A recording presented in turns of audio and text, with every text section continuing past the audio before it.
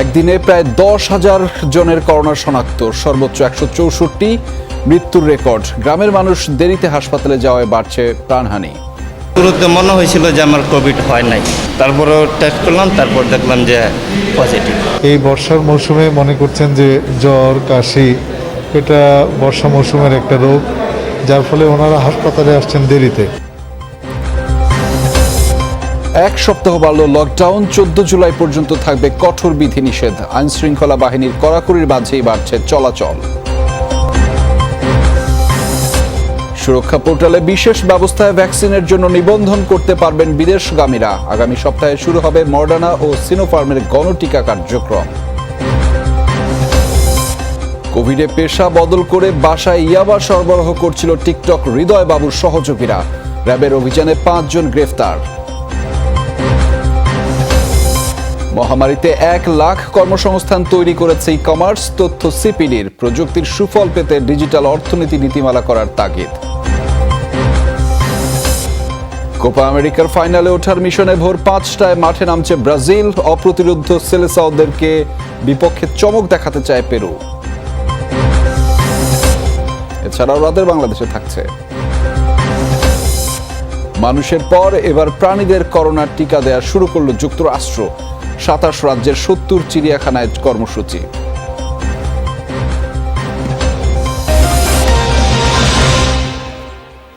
দর্শক, এতক্ষণ শিরোনাম দেখছিলেন, তবে এই মুহূর্তে অবশ্যই মনে করিয়ে দিতে চাই, আপনারা সবাই ঘরে এবং ঘরের বাইরে সব জায়গায় কিছুক্ষণ পর পর হ্যান্ড স্যানিটাইজার দিয়ে হাত ভালোভাবে জীবাণুমুক্ত করে নেবেন।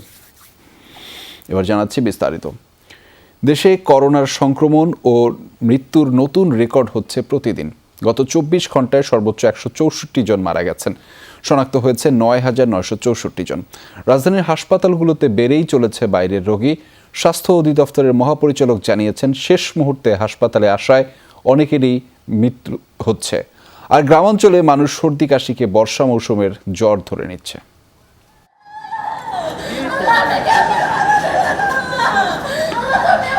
করোনা কেড়ে নিয়েছে ওর বাবাকে। 4 মাসের এই শিশুর কোনো কিছু বোঝারই সময় হয়নি। ব্রাহ্মণবাড়িয়া থেকে 6 দিন আগে ডিএনসিসি কোভিড ডেডিকেটেড হাসপাতালে আনা হয় 35 বছর বয়সী ওয়ালিউরকে। শেষ 3 দিন আইসিইউ পেলেও শেষ রক্ষা হয়নি। আনছিলাম এই যে 6-7 দিন, 7 দিন মতো। মহাখালীর এই হাসপাতালে এখন সবচেয়ে বেশি রোগী বিভিন্ন জেলার। করোনা পরীক্ষা ছাড়া আসাদের বেশিরভাগেরই ফুসফুস আক্রান্ত। পেশেন্ট মানে নিয়ে এসে কালকে এখানে 3-4টার দিকে ভর্তি করছি। অক্সিজেন এখানে অক্সিজেন সেন্ট্রালি সাপ্লাই দেওয়া হচ্ছে, এটা একটা বড় সুবিধা। একটু ডায়াবেটিক ছিল, আবার একটু করোনা পজিটিভ আসছে, বুঝছেন, এখন ওই জায়গায় একটু ট্রান্সফার করা হয়। চাঁপাইনবাবগঞ্জের আব্দুর রহমান উপসর্গ দেখা দেয়ায় আর অপেক্ষা করেননি, সরাসরি চলে এসেছেন কর্মীটোলা জেনারেল হাসপাতালে। 4-5 দিন যাবৎ জ্বর আছে, এর থেকে আমরা হয়তো ধারণা করতেছি যে এইরকম, এর জন্য নিয়ে আসছি। এখনো টেস্ট হয়নি, স্যাম্পল দিলাম। গ্রামগঞ্জের বেশিরভাগেরই উপসর্গ থাকলেও ধরেই নিচ্ছেন সাধারণ জ্বর সর্দি। পরীক্ষার পরেই দেখা যাচ্ছে কোভিড আক্রান্ত। শুরুতে মনে হয়েছিল যে আমার কোভিড হয় নাই, সিমটম তেমন ছিল না। একদিন কাশ ছিল, বুকে হালকা ব্যথা ছিল, তারপর আর জ্বর ছিল না, তারপরে টেস্ট করলাম, তারপর দেখলাম যে পজিটিভ। স্বাস্থ্য অধিদপ্তর মহাপরিচালক বলেন, গ্রামগঞ্জে ছড়িয়ে পড়েছে করোনা, গুরুত্ব না দিয়ে দেরিতে যাচ্ছেন হাসপাতালে, ফলে বাড়ছে মৃত্যু। এই বর্ষার মৌসুমে মনে করছেন যে জ্বর, কাশি, এটা বর্ষা মৌসুমের একটা রোগ, যার ফলে ওনারা হাসপাতালে আসছেন দেরিতে। রুগীরা যখন আসে তখন তাদের কাছে অক্সিজেন স্যাচুরেশন 40-50 এরকম থাকে। তো 40-50 অক্সিজেন স্যাচুরেশন থাকলে তো ব্রেন ড্যামেজ আগেই হয়ে যায়। তো সেই সমস্ত রুগীদেরকে বাঁচানো খুব কঠিন হয়। ডাক্তার খুরশিদ আলম জানিয়েছেন, আবারও টিকা নিবন্ধন শুরু হবে। এবার বয়সসীমা 40 থেকে কমিয়ে করা হচ্ছে 35। আখলাকুস সাফা, যমুনা নিউজ, ঢাকা। স্বাস্থ্য অধিদপ্তরের সবশেষ তথ্য অনুযায়ী সকাল 8টা পর্যন্ত 164 জনের প্রাণহানি হয়েছে। দেশে মোট মৃত্যু 15,229। এদিন শনাক্তেও রেকর্ড হয়েছে 9,964 জন। পরীক্ষা অনুপাতে শনাক্তের হার 29.30%। নমুনা পরীক্ষা হয়েছে 34,002টি। এ পর্যন্ত শনাক্ত হয়েছে 9,54,881 জন। 24 ঘন্টায় সুস্থ হয়েছেন 5,185 জন, মোট সুস্থ 8,39,082 জন। মৃত 164 জনের মধ্যে পুরুষ 109 জন আর নারী 55 জন। বিভাগ ভিত্তিক প্রাণহানি হিসেবে খুলনায় সর্বোচ্চ 55, ঢাকায় 40, চট্টগ্রামে 18, রংপুর রাজশাহীতে 16, বরিশালে 9, সিলেটে 8, ময়মনসিংহে 2 জনের মৃত্যু হয়েছে।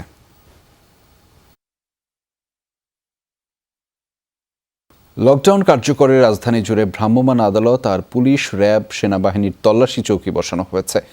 সড়কে বের হওয়াদের এসব চৌকিতে পড়তে হয়েছে প্রশ্নের মুখে। অপ্রয়োজনে যারা বের হয়েছেন তাদের করা হয়েছে জরিমানা। সড়কে গাড়ির সংখ্যা বেড়েছে, এর মধ্যে ব্যক্তিগত গাড়ির সংখ্যাই বেশি। জনসমাগমও যথেষ্ট দেখা গেছে। ঠিক লকডাউনের চিত্র বলে মনে হচ্ছিল না সকাল থেকেই, বেলা বাড়ার সঙ্গে সঙ্গেই তা বেড়েছেও। রাজধানীর বিভিন্ন স্থানে ছিল ভ্রাম্যমাণ আদালতের তৎপরতা। প্রশ্নের মুখে পড়তে হয় সড়কে বের হওয়া মানুষকে, তবে ছাড় পেয়েছেন চিকিৎসা ও জরুরি কাজে বের হওয়া মানুষ। বেশিরভাগ যেটা পেয়েছি পেশেন্ট, সবার কাছেই প্রেসক্রিপশন আছে, এই রিজনগুলো দেখাচ্ছে। তারপর আমরা সবাইকে সচেতন করছি যেন অপ্রয়োজনে কেউ বের না হয়।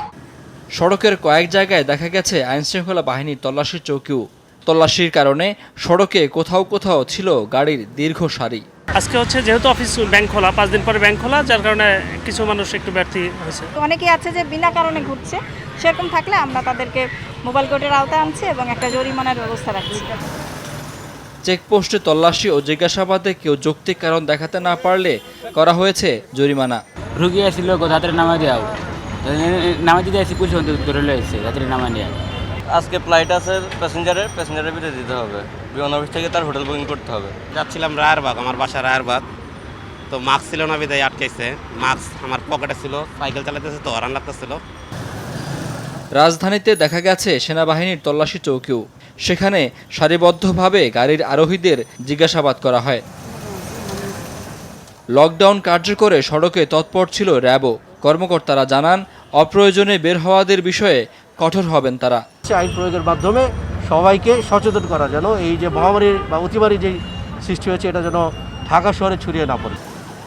গণপরিবহন না থাকায় লকডাউনের 5ম দিনেও বাড়তি ভাড়ায় রিকশায় গন্তব্যে যেতে হয় জরুরি প্রয়োজনে বের হওয়া মানুষকে। শাকিল হাসান, যমুনা নিউজ, ঢাকা। এদিকে জনপ্রশাসন প্রতিমন্ত্রী ফরহাদ হোসেন জানিয়েছেন, স্বাস্থ্য বিষয়ক জাতীয় কারিগরি পরামর্শ কমিটির সুপারিশে লকডাউন 1 সপ্তাহ বাড়ানো হয়েছে। সার্বিক পরিস্থিতি বিবেচনা করে সরকারের সিদ্ধান্ত নিয়েছে। তার মতে, চলমান সংক্রমণের ঊর্ধ্বগতির মধ্যে 3য় সপ্তাহ খুবই গুরুত্বপূর্ণ। 14 তারিখের আগেই সার্বিক পরিস্থিতি বিবেচনা করে পরবর্তী সিদ্ধান্ত নেওয়া হবে। সবাই যেভাবে সহযোগিতা করছে, এভাবে কঠোরতা বজায় থাকলে সুফল পাওয়া যাবে। সংক্রমণ নিয়ন্ত্রণে অনলাইনে কেনাকাটা ও গরুর হাট জনপ্রিয় করতে সরকার কাজ করছে বলেও জানান জনপ্রশাসন প্রতিমন্ত্রী। করোনা ঊর্ধ্বগতি এটা নিয়ন্ত্রণ করার একমাত্র পথই হচ্ছে আমাদের এই পথ বিধিনিষেধ আরোপ। 1 তারিখের যেটি আমাদের শুরু হলো বিধিনিষেধটি, সেটি যে প্রজ্ঞাপন হয়েছিল, প্রজ্ঞাপনের যেভাবে আমাদের কার্যক্রম এবং বিধিনিষেধ ছিল সেগুলো সেভাবেই চলমান থাকবে 14 তারিখ রাত 12টা পর্যন্ত। বিদেশগামী কর্মীরা আজ রাত থেকেই করোনা টিকার জন্য নিবন্ধন করতে পারবেন। আমি প্রবাসী অ্যাপসে রেজিস্ট্রেশন করা প্রবাসীরা সুরক্ষা পোর্টালে বিশেষ ব্যবস্থায় নিবন্ধন করতে পারবেন। অনলাইন ব্রিফিংয়ে জানানো হয়, ঢাকায় সৌদি ও কুয়েতগামীরা ফাইজার এবং দেশের অন্য টিকাদান কেন্দ্রে সিনোফার্মের টিকা নিতে পারবেন। 1 মাসের ব্যবধানেই নেওয়া যাবে 2 ডোজ। গত কয়েকদিন যাবৎ চলছে প্রবাসীদের টিকা নিবন্ধন জটিলতা। তা নিরসনে সোমবার আমি প্রবাসী অ্যাপের মাধ্যমে বিশেষ ব্যবস্থায় সুরক্ষা অ্যাপে নিবন্ধন উন্মুক্ত করা হয়। বিদেশগামী কর্মীরা রাত থেকেই করোনা টিকার জন্য নিবন্ধন করতে পারবেন বলে জানান আইসিটি প্রতিমন্ত্রী জুনায়েদ আহমেদ পলক। প্রবাসী ভাই বোনদের জন্য বিশেষ রেজিস্ট্রেশন সিস্টেমটি আমরা আজকে উন্মুক্ত করতে যাচ্ছি। আমাদের বিদেশগামী কর্মীদের অগ্রাধিকার ভিত্তিতে রেজিস্ট্রেশন আজকে থেকেই শুরু হয়ে যাবে। প্রবাসীদের টিকা নিবন্ধন কার্যক্রমের উদ্বোধন করে প্রবাসী কল্যাণ মন্ত্রী ইমরান আহমদ বলেন, নিবন্ধনের পর SMS এলে টিকা নেওয়া যাবে রাজধানীর 7টি সেন্টারে। এটার মাধ্যমে যারা যারা প্রাথমিক অবস্থায় সৌদি আরব আর কুয়েতগামী যারা আছেন তাদের ওদের কাগজপত্র ঠিকঠাক রেখে ওনারা কিন্তু এখানে অন্তর্ভুক্ত হবেন। যানজট যেটা লেগে আছে, এই যানজটটা কিন্তু আগামী 1 সপ্তাহের মধ্যে আমরা ক্লিয়ার করে নিতে পারবো। 72 ঘন্টার যে প্রশ্ন একটা আসছে, এটা যেহেতু মাঝখানে ওই পাসপোর্ট অফিস থেকে এটা কি বলে ভেরিফিকেশন করা লাগে, ওই সিস্টেমের কারণে এটা একটু দেরি হচ্ছে। সাংবাদিকদের বিভিন্ন প্রশ্নের উত্তরে জানানো হয় বিএমইটির নিবন্ধন বাধ্যতামূলক, তাই আমি প্রবাসী অ্যাপে নিবন্ধনের পর সুরক্ষা অ্যাপে বিশেষ ব্যবস্থায় নিবন্ধিত হতে পারবেন প্রবাসী কর্মীরা। রেজিস্ট্রেশনে এটা পাবো আমরা, সাথে সাথে এখান থেকে SMS চলে যাবে, যে যেই কেন্দ্রে দিতে চেয়েছে সেই কেন্দ্রকে নির্ধারণ করে তার কাছে SMS চলে যাবে, সেই কেন্দ্রে পেয়ে যাবে। অন্তত একদিন আগে স্যার সে পাবেই। Farhana Nancy, Jamuna news, Dhaka. আগামী সপ্তাহ থেকে মডার্না ও সিনোফার্মের টিকা দেওয়া শুরু হবে বলে জানিয়েছে স্বাস্থ্য অধিদপ্তর। 2-1 দিনের মধ্যে শুরু হবে নিবন্ধন কার্যক্রম। এবারের টিকাদান কর্মসূচিতে কিছু নতুন সিদ্ধান্ত নিয়েছে ভ্যাকসিন ডেপ্লয়মেন্ট কমিটি। মডার্নার ভ্যাকসিন টেম্পারেচার সেন্সিটিভ -20 ডিগ্রিতে রাখতে হয়, তাই এ টিকা দেওয়া হবে কেবল সিটি কর্পোরেশন এলাকায়। সিটি কর্পোরেশনের আওতায় থাকা মানুষ এই টিকা নিতে পারবেন। আর সিনোফার্মের ভ্যাকসিন রাখা যায় 2 থেকে 8 ডিগ্রি সেলসিয়াসে, তাই জেলা এবং উপজেলা পর্যায়ে সিনোফার্মের টিকা দেওয়া হবে। গত শনিবার যুক্তরাষ্ট্র কোভ্যাক্সের 25 লাখ মডার্নার ভ্যাকসিন এবং চীন থেকে কেনা সিনোফার্মের 20 লাখ টিকা দেশে আসে। দেশের জন্য সর্বোচ্চ অগ্রাধিকার দিয়ে ভ্যাকসিন সংগ্রহ জনগণের প্রতি শেখ হাসিনা সরকারের ডিপ অ্যান্ড অ্যাবাইডিং কমিটমেন্টের সুস্পষ্ট প্রতিফলন, এমন মন্তব্য করেছেন আওয়ামী লীগের সাধারণ সম্পাদক ওবায়দুল কাদের। সকালে সরকারি বাসভবনের ব্রিফিংকালে এই কথা বলেন তিনি। এ সময় করোনা ভ্যাকসিন নিয়ে বিএনপি অপরাজনীতি ব্যর্থ হয়েছে মন্তব্য করে ওবায়দুল কাদের বলেন, ইতিমধ্যেই দেশে এসেছে প্রায় 45 লাখ ডোজ ভ্যাকসিন, সময় মতো আরও ভ্যাকসিন আসবে। ওবায়দুল কাদের বলেন, যেসব এলাকায় অক্সিজেন সরবরাহ জরুরি সেখানে সরবরাহ নিশ্চিত করতে স্বাস্থ্য মন্ত্রণালয়কে নির্দেশনা দিয়েছেন প্রধানমন্ত্রী শেখ হাসিনা। পৃথিবীর বিভিন্ন দেশ যখন ভ্যাকসিন সংগ্রহে মরিয়া হয়ে ছুটছে, তখন দেশের জন্য সর্বোচ্চ অগ্রাধিকার দিয়ে ভ্যাকসিন সংগ্রহ দেশের জনগণের প্রতি শেখ হাসিনার সরকারের ডিপ অ্যান্ড অ্যাবাইডিং কমিটমেন্টের সুস্পষ্ট প্রতিফলন। এদিকে সরকারের ব্যর্থতা ও সীমাহীন দুর্নীতির কারণে করোনা পরিস্থিতি নিয়ন্ত্রণহীন বলে অভিযোগ করেছেন বিএনপির স্থায়ী কমিটির সদস্য ডক্টর খন্দকার মোশাররফ হোসেন। সকালে করোনা সংক্রান্ত অনলাইন সংবাদ সম্মেলনে এই অভিযোগ করেন তিনি। নানা ইস্যুতে সরকারের সমালোচনা করে খন্দকার মোশাররফ বলেন, শুরু থেকেই দায়িত্বশীলদের মাঝে করোনা নিয়ে উদাসীনতা ছিল, যা এখন পর্যন্ত আছে। অবিলম্বে টিকা সংগ্রহ ও বিতরণের রোডম্যাপ ঘোষণার দাবি জানান তিনি। পরিস্থিতি মোকাবেলায় ব্যর্থতার দায়ে স্বাস্থ্যমন্ত্রী ও সরকারকে পদত্যাগ করা উচিত বলেও মন্তব্য করেন ডক্টর মোশাররফ। সরকারের গাফিলতি, তাদের পরিকল্পনাহীনতা, তাদের অযোগ্যতা, ব্যর্থতার কারণেই কিন্তু আজকের এই পরিস্থিতি। অতএব এই পুরা দায়িত্বটা সরকারকেই নিতে হবে। সরকারের স্বাস্থ্য অধিদপ্তর ব্যর্থ, স্বাস্থ্য মন্ত্রণালয় ব্যর্থ। এই ব্যর্থতা নিয়ে স্বাস্থ্যমন্ত্রীকে এবং সরকারের পদত্যাগ করা উচিত। করোনায় এবার পেশা বদল করেছে টিকটকাররা। সামাজিক যোগাযোগ মাধ্যমে টিকটক বানানোর পরিবর্তে মাদকের হোম ডেলিভারি শুরু করেছে তারা। ভারতের আটক টিকটক হৃদয় বাবুর অন্যতম সহযোগী, একাধিক মামলার আসামি অনিক হাসান সহ এ চক্রের 5 জনকে আটকের পর এ তথ্য জানায় র্যাব। সোমবার রাজধানীর হাতিরঝিল এলাকা থেকে তাদের আটক করা হয়। করোনার সংক্রমণ রোধে দেশ জুড়ে চলছে কঠোর বিধিনিষেধ। নগরীর রাস্তায় আইন শৃঙ্খলা বাহিনীর নিয়মিত টহল ও চেকপোস্ট, কিন্তু এর মধ্যেও থেমে নেই মাদকের কারবার। গ্রাহকদের সুবিধার জন্য মাদক কেনাবেচার নিয়মিত স্থানের পরিবর্তে চলছে হোম ডেলিভারি। সোমবার রাজধানীর হাতিরঝিলে অভিযান চালায় র্যাব। আটক করে মাদকের হোম ডেলিভারির সাথে জড়িত 5 জনকে। জব্দ করা হয় বিদেশি পিস্তল, গুলি, দেশীয় অস্ত্র ও ইয়াবা। আপনারা জানেন, লকডাউন চলাকালীন সময় একটি চক্র বাসায় বাসায় মাদক পৌঁছে দিয়ে আসে। এদের মেইনলি তারা ইয়াবা চালান, তারা বিভিন্ন সময় মাদক বাসায় পৌঁছে দিয়ে আসতো। আমরা প্রাথমিকভাবে আমাদের তথ্য ছিল যে হিরো অনিক সহ তার গ্রুপের সদস্যরা এই মাদক পরিবহনের জন্য তারা সমবেত হয়েছে। আটককৃতদের দলনেতা অনিক হাসান ওরফে হিরো অনিক ভারতে গ্রেফতার টিকটক হৃদয়বাবুর সহযোগী বলে জানায় র্যাব। কর্মকর্তাদের দাবি, অনিক হাতিরঝিল মগবাজার এলাকার চিহ্নিত সন্ত্রাসী ও মাদক কারবারি। 2016 সালের আলোচিত আরিফ হত্যা মামলা সহ তার বিরুদ্ধে হত্যা ও মাদক সহ মোট 9টি মামলা রয়েছে।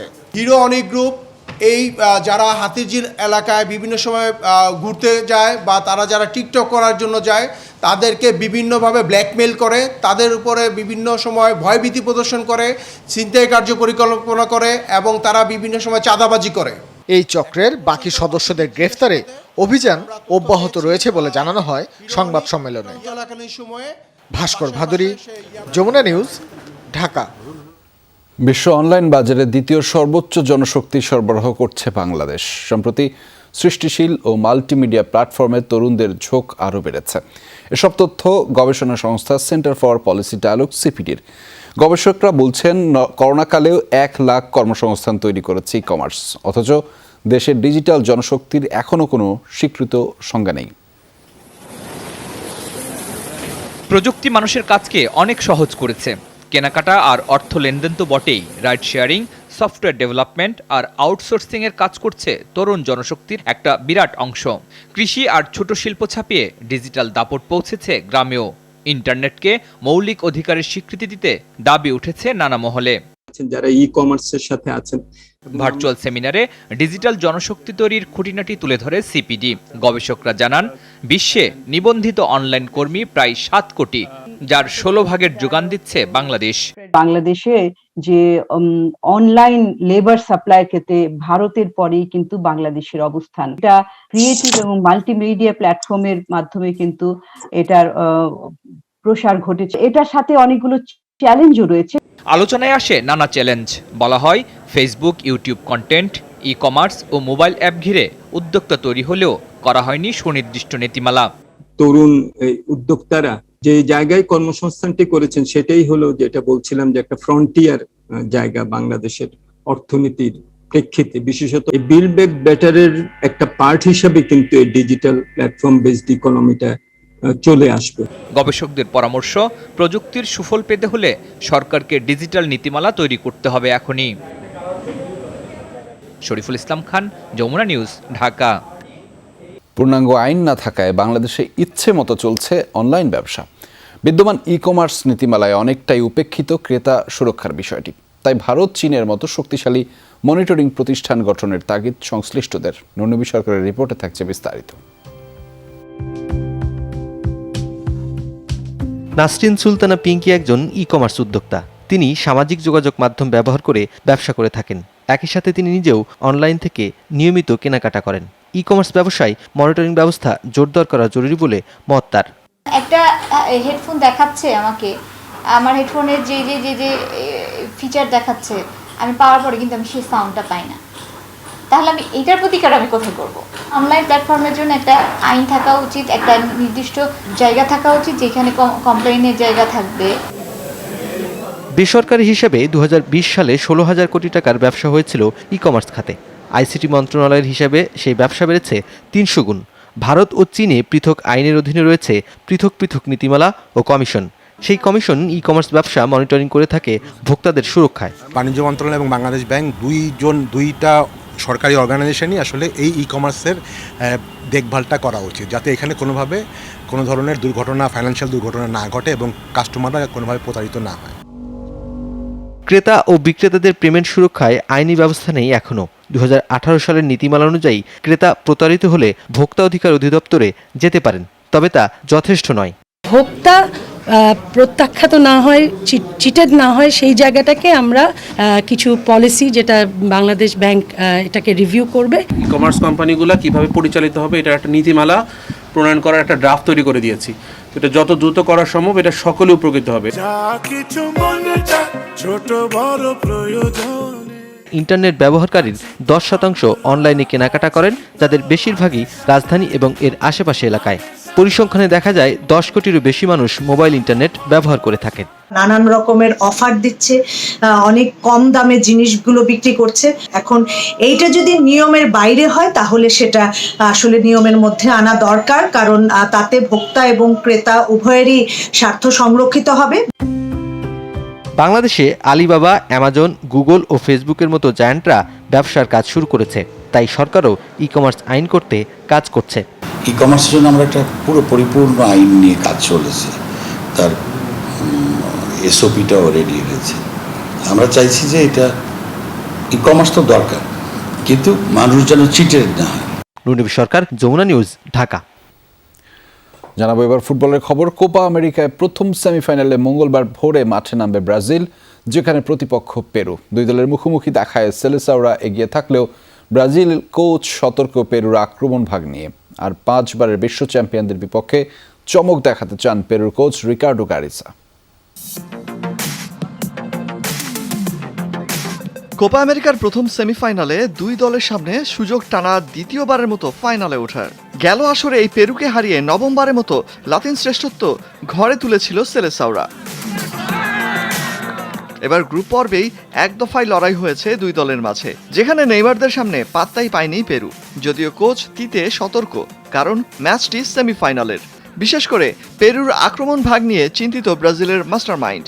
নিয়মিত দুই স্ট্রাইকার না থাকলেও নতুন সুযোগ পাওয়া লাপাদুলাকে ঠেকাতে বাড়তি পরিকল্পনা রয়েছে তিতের। আপনি যতই পরিকল্পনা নিয়ে নামেন না কেন, যখন প্রতিপক্ষ আপনার সম্পর্কে জানবে তখন তাদের মাঠে মানিয়ে নিতে সর্বোচ্চ 5 মিনিট লাগে। কিন্তু আমরা এগিয়ে থাকব টেকনিক্যাল অ্যাডভান্টেজ নিয়ে। চমক বলতে কোনো কিছু নেই, মাঠে যারা ভালো খেলবে তারাই ফাইনালে উঠবে। গ্রুপ পর্বে ব্রাজিলের কাছে বিধ্বস্ত হলেও পরের সবকটি ম্যাচেই অপ্রতিরোধ্য ছিল পেরু। এমনকি কোয়ার্টার ফাইনালেও প্যারাগুয়ের সাথে লড়াই করেছে দাপুটের সাথে। অবশ্য মাঠের লড়াইয়ের পাশাপাশি ভাগ্যও সাথে নিয়ে মাঠে নামতে হবে পেরুকে, যেখানে অ্যাওয়ে জার্সিতে তাদের ভাগ্য বেশি সহায় বলেও সংবাদ সম্মেলনে সাংবাদিকরা মনে করিয়ে দেন পেরুর মাস্টারমাইন্ডকে। আমি এই তথ্যটি জানতাম না, কিন্তু মাথায় রাখবো, ব্রাজিল শক্তিশালী প্রতিপক্ষ। তাদের বিপক্ষে অবশ্যই এমন কুসংস্কার কাজ করে না। যতই দিন যাচ্ছে দল হিসাবে অপ্রতিরোধ্য হয়ে উঠছে তিতের দল। দলের উপর আস্থা হারাতে চাই না, ভালো কিছু উপহার দেব আশা করছি। গ্যাব্রিয়েল হেসুসের লাল কার্ডের পরও সেলেসাওদের দল সাজাতে বেগ পেতে হয়নি তিতেকে। এডারসনকে পোস্টে রেখে দানিলো মার্কিউনেস, থিয়াগোর সাথে রক্ষণ সামলাবেন লোদি। মাঝে ক্যাসেমিরো ফ্রেডের পর পাকুয়েটা, ফিরমিনো, রিচার্লিসন সাজাবেন আক্রমণ। সামনে থাকছেন নেইমার। এই 4-2-3-1 ফরমেশনের বিপরীতে পেরুর 4-5-1 ফরমেশন কতটুকু সফল হবে বর্তমান চ্যাম্পিয়নদের রুখে দিতে, তার অপেক্ষায় ফুটবল প্রেমীরা। অলক হাসান, যমুনা স্পোর্টস। জিম্বাবুয়ের বিপক্ষে একমাত্র টেস্টে তামিম ইকবালের খেলা নিয়ে এখনও আছে অনিশ্চয়তা। তবে ইনজুরিমুক্ত হয়ে খেলছেন মুশফিকুর রহিম, নিশ্চিত করেছেন হেড কোচ রাসেল ডমিঙ্গো। এদিকে টেস্ট শুরুর একদিন আগেও গ্রাউন্ডসম্যানরা ম্যাচের উইকেট দেখতে না দেওয়াতে মনক্ষুণ্ণ বাংলাদেশের হেড কোচ বললেন, বিষয়টি খুবই দুঃখজনক।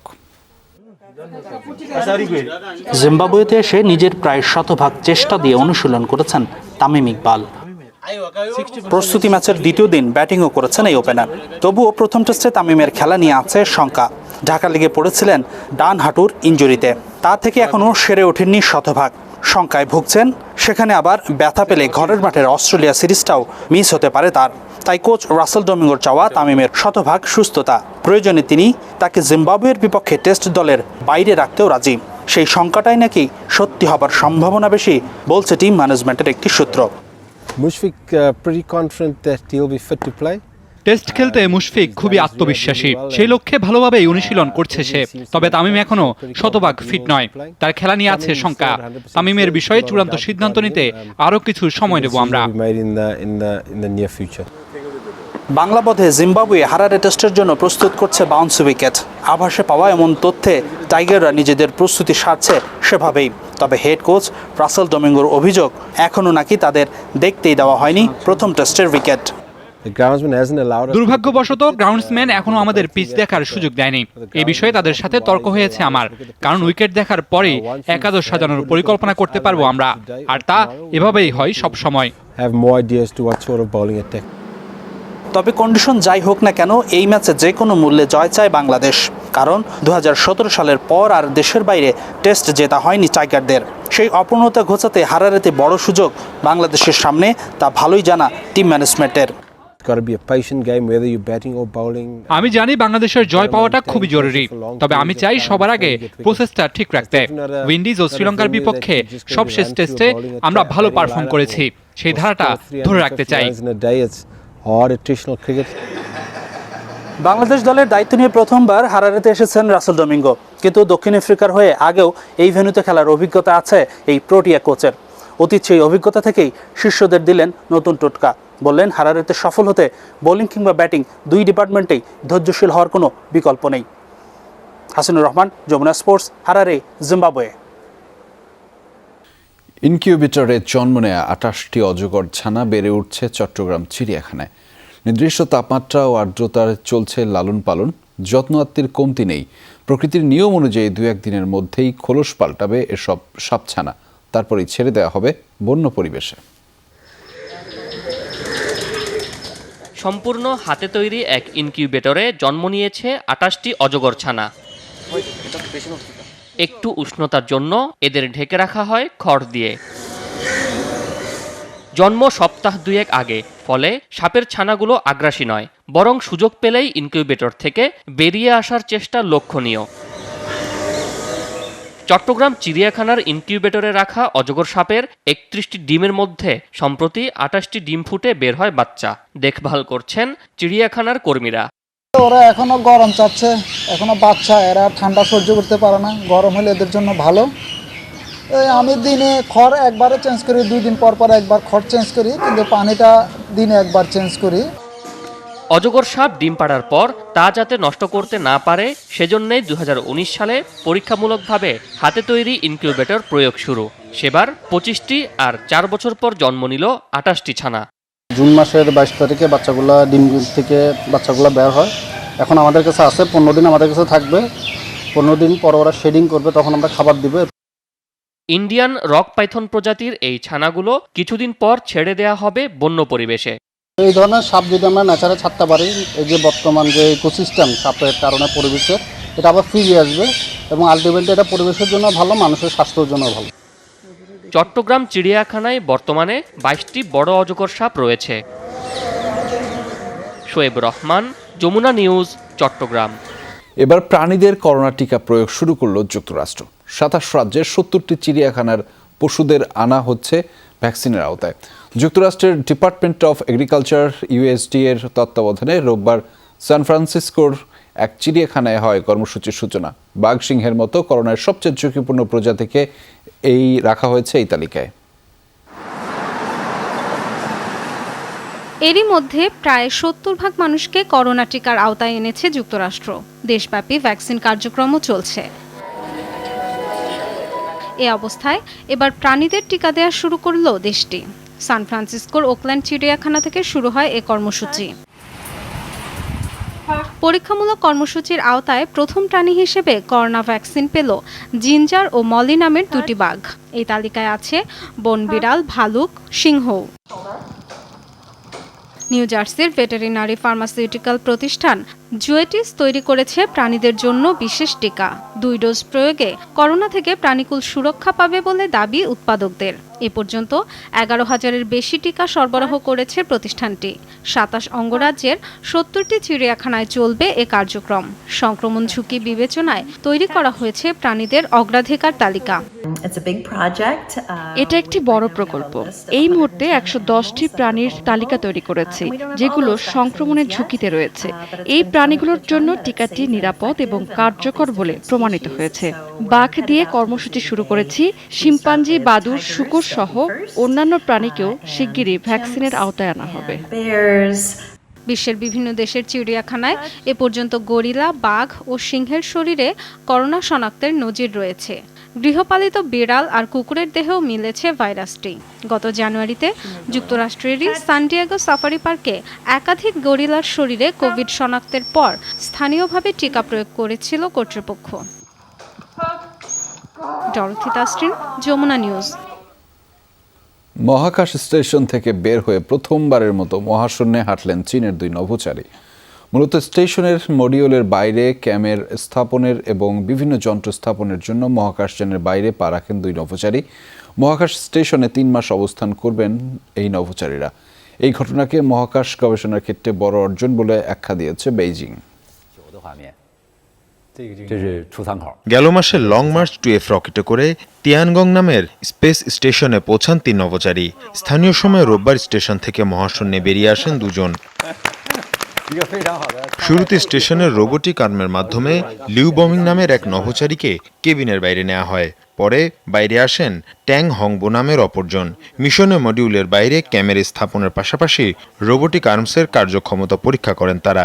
এই সাফল্যে বেশ উচ্ছ্বসিত নিজেরাই। দম বন্ধ করা সুন্দর চারপাশে, পুরো মহাকাশটাকে মনে হচ্ছে বিস্তীর্ণ এক সাগরের মাঝে দাঁড়িয়ে আছি। তবে মহাশূন্যে হেঁটে বেড়ানোর জন্য কম কাঠখড় পোড়াতে হয়নি এই নভোচারীদের। মডিউল থেকে বের হওয়ার আগে বিভিন্ন স্বাস্থ্য পরীক্ষা দিতে হয়েছে সক্ষমতার প্রমাণ। এই মহাকাশ স্টেশনে 3 মাস অবস্থান করবেন নভোচারীরা। এটি এখন পর্যন্ত নভোচারীদের নিয়ে চীনের সবচেয়ে দীর্ঘ মিশন। বিশেষ এই অভিযানের আগে এক একজন নভোচারীকে 6000 ঘন্টা প্রশিক্ষণ নিতে হয়েছে। এটা আমাদের জন্য অনেক বড় একটি অর্জন। এই সফলতা চীনের মহাকাশ গবেষণাকে অনেক দূরে এগিয়ে নেবে। যেসব জায়গায় আমাদের ঘাটতি ছিল, এই পদক্ষেপে সফলতা পাওয়ার মাধ্যমে তা দূর হয়েছে। সবচেয়ে বড় চ্যালেঞ্জ ছিল স্পেস স্যুট মহাকাশে কতটুকু কার্যকর এটা পরীক্ষা করা। সেই সাথে রোবোটিক আর্ম সঠিকভাবে কাজ করতে পারে কিনা কিংবা ভারী কিছু তুলতে কতটুকু সক্ষম সেটার নিশ্চয়তা পাওয়া। এই 2 পরীক্ষাতেই আমরা সফল হয়েছি। স্টেশন নির্মাণ সম্পন্ন করতে আগামী বছরের শেষ নাগাদ 11 বার মহাকাশ যাত্রা করার পরিকল্পনা চীনের। এর মধ্যে 3 বার নভোচারী সহ মিশন পরিচালনা করা হবে। 70 টন ওজনের স্টেশন তৈরিতে যুক্ত করা হবে বিশেষ 2টি পরীক্ষাগার মডিউল। এর পাশাপাশি থাকবে সাপোর্ট এবং crew module. Mushfika Hasan, Jamuna news. দর্শক, এই ছিল রাতের বাংলাদেশে। তবে অবশ্যই মনে করিয়ে দিতে চাই, আপনারা সবাই ঘরে এবং ঘরের বাইরে সব জায়গায় কিছুক্ষণ পরপর হ্যান্ড স্যানিটাইজার দিয়ে হাত ভালোভাবে জীবাণুমুক্ত করে নেবেন। এতক্ষণ আমাদের সাথে থাকার জন্য সবাইকে ধন্যবাদ।